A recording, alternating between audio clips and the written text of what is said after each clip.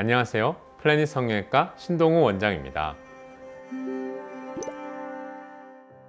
안면 거상 수술은 박리가 중요한 수술이다 보니 피부와 근막 사이 근막 하박종을 박리를 하게 되죠, 수술하면서. 그렇게 되면 흉터를 포함해서 피부를 충분히 박리해줘야 되기 때문에 박리하는 과정이 조금 더 힘들기도 하고요. 그 다음에 그 과정에 피도 좀 더 많이 날 수 있어요. 그래서 더 많은 시간이 걸리고 좀 더 생각해야 될 부분이 많은 거죠.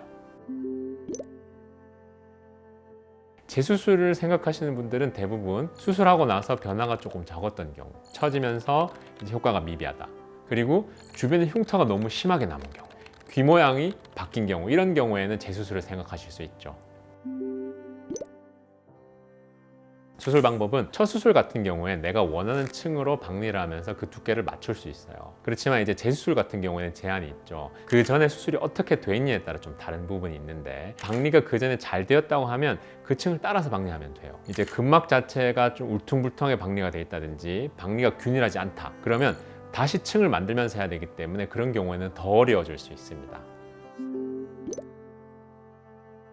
사실은 첫 수술하고 최소 6개월은 필요하죠. 6개월이라면 수술을 할 수 있다는 건데, 이제 그때 늘어진 정도라든지 흉터의 형태도 한번 보기는 해야 합니다. 그렇지만 이제 원리상으로는 6개월 이후에는 다시 수술할 수 있습니다.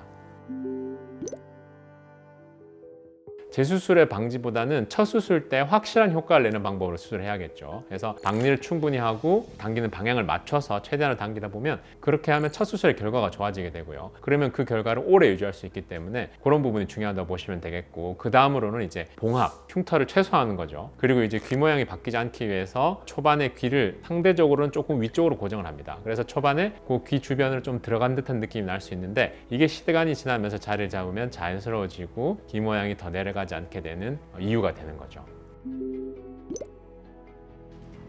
환자의 관리 방법은 저희가 병원에서 해드리는 거 외에 집에서 할 수 있는 방법이, 힘을 주는 자세, 예를 들어 숙여서 힘을 준다든지 얼굴에 압력이 증가될 수 있는 그런 자세들을 초반에는 피해 주셔야 하고요. 그 다음에 초반에 딱딱한 거 씹는다든지 입을 크게 벌린다든지 그런 것들을 주의해 주셔야 합니다. 그리고 시기에 맞는 찜질, 초반에 이제 찬 찜질을 하면서 시간이 지나면서 또 미지근한 걸로 바꾸는 그런 찜질도 중요하겠고요. 그리고 너무 누워만 계시다기보다는 가벼운 운동, 걷기, 이런 것들은 붓기를 빨리 빼는데 큰 도움이 될 수가 있죠.